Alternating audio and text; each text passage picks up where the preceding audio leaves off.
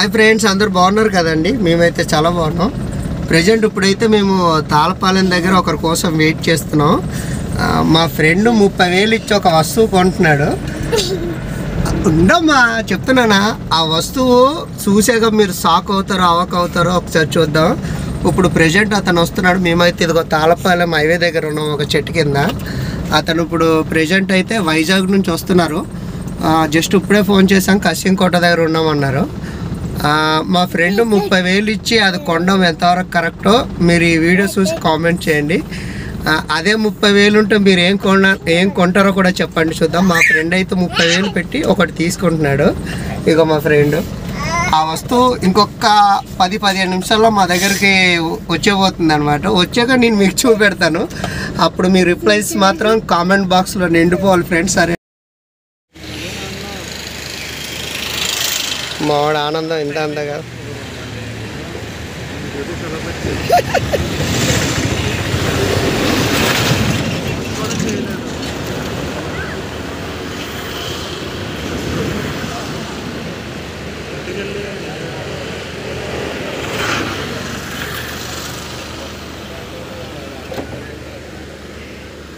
ఓకేరా, నీ ఆనందం నెరవేరిపోయిందా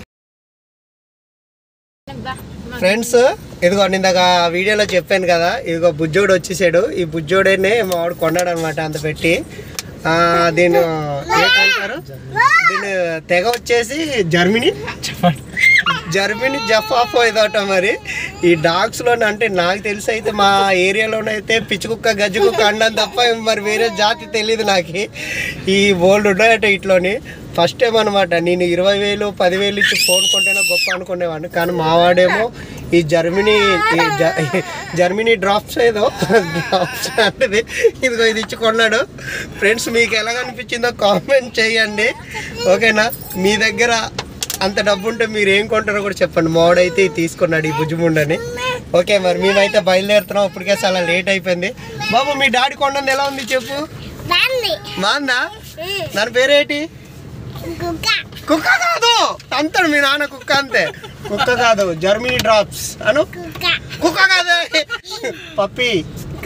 కుక్క అనకూడదు, మన ఏరియాలో ఉండదు కుక్క. ఇది కుక్క కాదు, ఓకే? మళ్ళీ కుక్క